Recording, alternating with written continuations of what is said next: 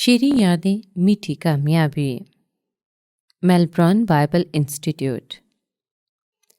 پچھلی قسط میں ہم نے سنا تھا کہ جمعہ بائبل کلاس نے کیٹ کو اس کے سیکنڈری اسکول کے سالوں میں کیسے متاثر کیا۔ او لیول کیمبرج کے امتحانات کے بعد کیٹ نے 3 سالہ ٹیچرز ٹریننگ کورس کیا۔ گریجویشن سے تقریباً 6 مہینے پہلے جمعہ بائبل کلاس سے اس کی دوست حیانمی نے اس سے پوچھا، کیٹ، کیا تم میرے ساتھ میلبورن میں تھیولوجی کا مطالعہ کرنا چاہو گی؟ کیٹ کو حیرانی ہوئی، لیکن اس نے جواب دیا کہ اگر اس میں خدا کی مرضی ہے تو میں آپ کے ساتھ چلوں گی۔ کیٹ کو یہ معلوم نہیں تھا کہ اس کے یہ الفاظ ہی دراصل اس کے لیے پیشن گوئی کر رہے ہیں۔ کچھ عرصے بعد حیانمی نے کیٹ کو میلبورن بائبل انسٹیٹیوٹ سے پراسپیکٹس دیا۔ کیا یہ کیٹ کے لیے خدا کی مرضی تھی؟ اس کتابچے میں تصویریں زیادہ دلکش نہیں لگ رہی تھیں۔ پہلی بات تو یہ تھی کہ تصویروں میں 30 اور 40 کی دہائی کی خواتین نے وہ کپڑے پہنے ہوئے تھے جو کہ بالکل بھی فیشنیبل نہیں لگ رہے تھے، اور انہوں نے اپنے بالوں کو جوڑے کی صورت میں باندھا ہوا تھا۔ بھلا کوئی 20 سال کا بچہ وہاں جانا کیوں چاہے گا؟ دوسری بات یہ تھی کہ کیٹ پچھلے 3 سالوں سے تعلیم حاصل کر رہی تھی اور کورس مکمل کرنے کے قریب تھی۔ بائبل اسکول میں اسے دوبارہ پڑھنا پڑے گا۔ MBI میں مضامین زیادہ مشکل اور کم دلچسپ لگ رہے تھے۔ بین المذاہب کلیسیا کی تاریخ، یونانی ہوملیٹکس، تھیولوجی اور بائبل کی تمام 66 کتابیں۔ اور تیسرا یہ کہ وہ سردی کے موسم کو کیسے برداشت کرے گی، انگریزوں کے ساتھ رہے گی اور روزانہ مغربی کھانا کھائے گی۔ بلکہ نئے ماحول اور طرز زندگی کو اپنانا مشکل تھا۔ وہ ایک روایتی چینی لڑکی تھی۔ چوتھا یہ کہ نئے فارغ التحصیل اساتذہ کے لیے حسب معمول 3 سالہ سرکاری بانڈ تھا۔ پانچویں بات یہ تھی کہ وہ بائبل اسکول کی فیس کیسے ادا کرے گی۔ اس نے ابھی تک کوئی کام بھی شروع نہیں کیا تھا۔ اور آخری اور سب سے اہم بات یہ کہ وہ اپنی ماں کو، جس کے ساتھ وہ اتنا قریب تھی، کیسے چھوڑنا برداشت کر سکتی ہے۔ ایک ایک کر کے خدا نے اس کے ہر ایک خوف کو ختم کر دیا۔ جب کیٹ نے اپنی ماں کو بتایا کہ وہ کیسا محسوس کر رہی ہے تو اس کی ماں نے اسے جانے کی ترغیب دی۔ کیونکہ کیٹ ایک مکمل سرکاری اسکول میں نہیں پڑھاتی تھی، بلکہ وہ ایک سرکاری امداد یافتہ اسکول میں پڑھاتی تھی، اس لیے اسے کسی بانڈ پر دستخط کرنے کی ضرورت نہیں تھی، تو وہ جا کر مطالعہ کرنے کے لیے آزاد تھی۔ اس کی ماں اور بہن دونوں، جو ماہر امراض اطفال تھیں، انہوں نے اس کی مالی طور پر بھی مدد کی اور اس کے ساتھ اپنی نیک خواہشات کا اظہار بھی کیا۔ تب اسے احساس ہوا کہ خدا نے نہ صرف اس کی رہنمائی کی، بلکہ اس نے اسے بائبل اسکول جانے کے لیے رقم بھی فراہم کی۔ اس کے دیگر خدشات بھی رفتہ رفتہ کم ہوتے ہوتے ختم ہو گئے۔ ایک اتوار پاسٹر نے اپنے وعظ میں کہا کہ اگر خدا آپ سے کچھ کروانا چاہتا ہے تو وہ جانتا ہے کہ آپ اس کام کو انجام دینے کے قابل ہیں، ورنہ وہ آپ کو ایسا کرنے کو نہ کہتا۔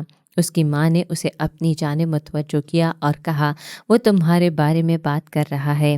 آخرکار جب اس نے خدا کے بلاوے کو قبول کر لیا تو اپنے دل میں سکون کا تجربہ کیا۔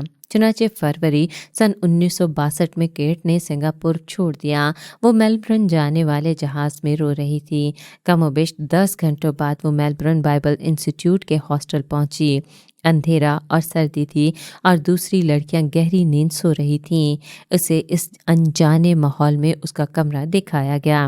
اگلے دن اس کا تعارف لیڈی سپرنٹینڈنٹ سے کروایا گیا اور معلوم ہوا کہ MBI کے تمام طلباء کو ایک سخت روٹین پر عمل کرنا ہوگا، یعنی 5:45 صبح جاگنے کا وقت، 6 بجے صبح خاموش رہنے کا وقت، 6:30 بجے صبح بنیادی فرائض، یعنی طلباء کو ٹیموں میں تقسیم کیا گیا۔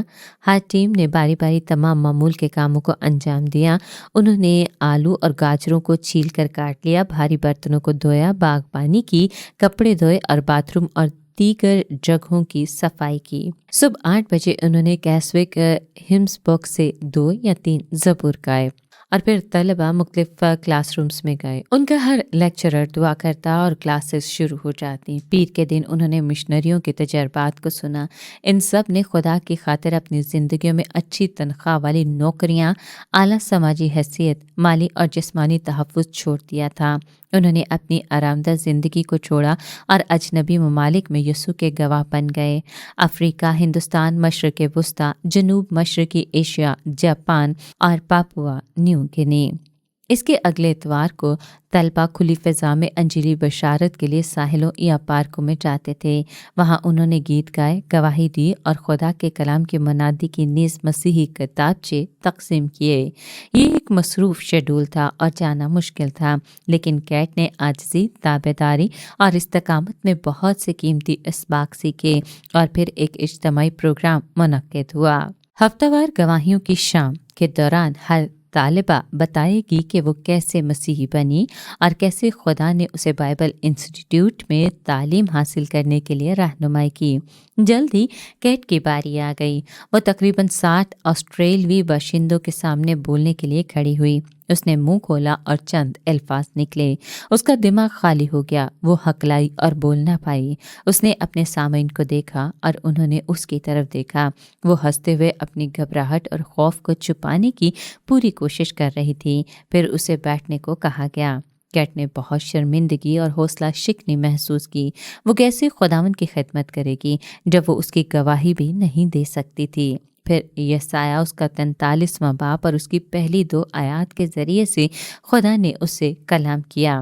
اور اب اے یعقوب، خداوند جس نے تجھ کو پیدا کیا اور جس نے اے اسرائیل تجھ کو بنایا یوں فرماتا ہے کہ خوف نہ کر، کیونکہ میں نے تیرا فدیہ دیا ہے، میں نے تیرا نام لے کر تجھے بلایا ہے، تو میرا ہے۔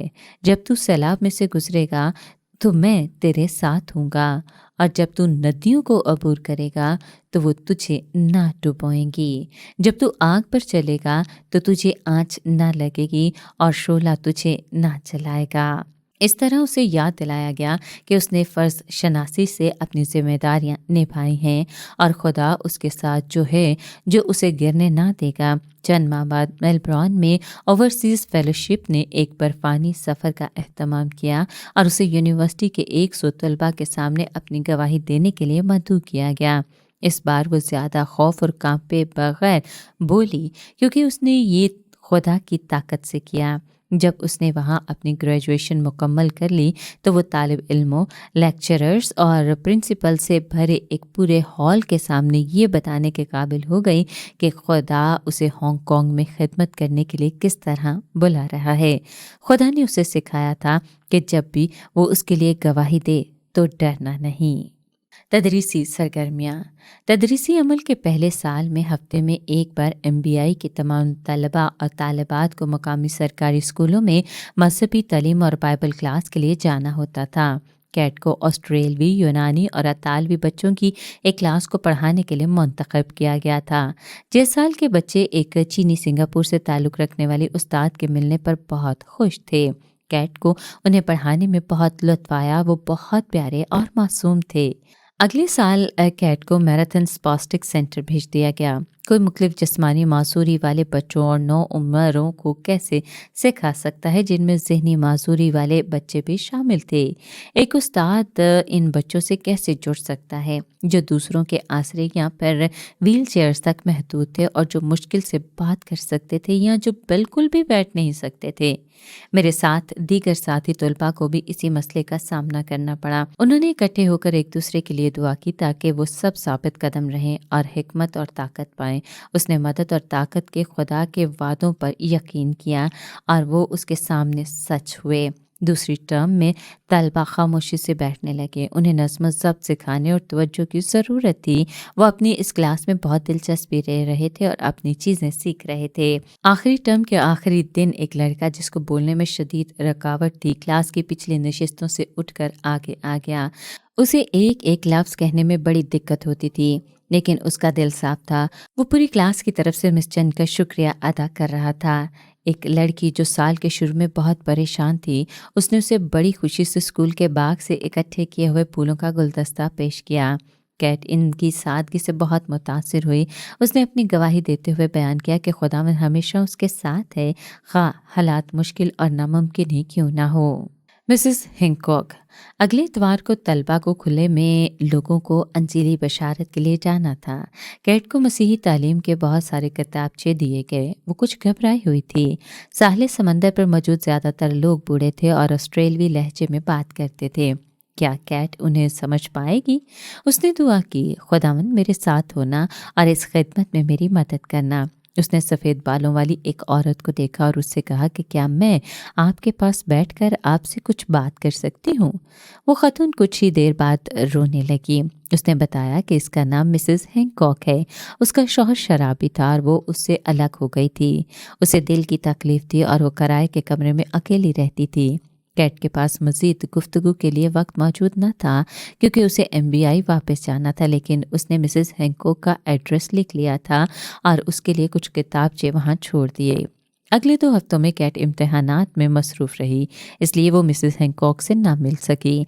अपने इम्तिहानात के फौरी बाद कैट दिए गए पता पर पहुंची। मालिक मकान ने उसे बताया कि मिसेस हैंकॉक को एक मकामी हस्पताल में दाखिल कर लिया गया है। नौजवान कैट को हस्पतालों में मरते हुए लोगों को देखकर शदीद खौफ आता था, लेकिन इस बार खुदा की मोहब्बत ने उसे हस्पताल में मिसेस हैंकॉक को ढूंढने पर मजबूर किया। कैट ने उसे दरवाजे की तरफ बेताबी से देखते हुए पाया, जैसे उम्मीद हो कि कोई मेहमान आएगा। उस वक्त तक कैट बीमार लोगों को छूने से डरती थी, लेकिन खुदा ने उसके दिल में उसको करीबुल मर्ग औरत के लिए हमदर्दी से भर दिया। उसने मिसेस हैंकॉक के साथ गुफ्तगू करते हुए उसके बिखरे हुए बालों को दुरुस्त किया।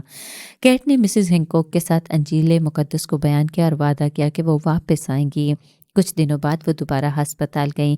इस बार मिसेस हैंकॉक बहुत कमज़ोर थीं और उसका चेहरा और जिस्म सूजा हुआ था और वो कमरे के बाहर बालकनी में ऑक्सीजन टेंट के अंदर लेटी थीं।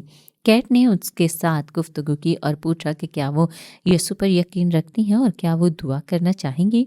मिसेस हैंकॉक ने वाज़ेह तौर पर सर हिलाया। कुछ दिनों बाद कैट ने एक बुजुर्ग और समझदार मसीही खातून मावेस को अपने साथ आने को कहा। कैट इस बात का यकीन करना चाहती थी कि मिसेस हैंकॉक सब कुछ समझती हैं।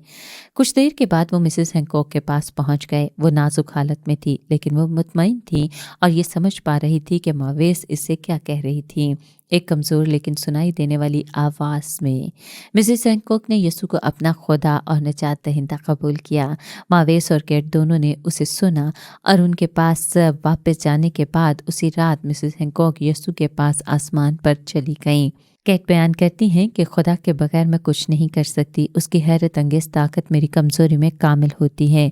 हर मसीही एक सच्चा गवाह बन सकता है बशर्ते कि वो अपने अंदर रूह कुदस को काम करने दे। एमबीआई में तालीम मुकम्मल करने के बाद कैट का सफ़र किस और को उसे ले जाएगा? खुदा उसे कहाँ भेजेगा? उसे खुदा की मर्ज़ी का कैसे पता चलेगा? ये सब जानने के लिए अगले हफ्ते के प्रोग्राम में हमारे साथ शामिल हों।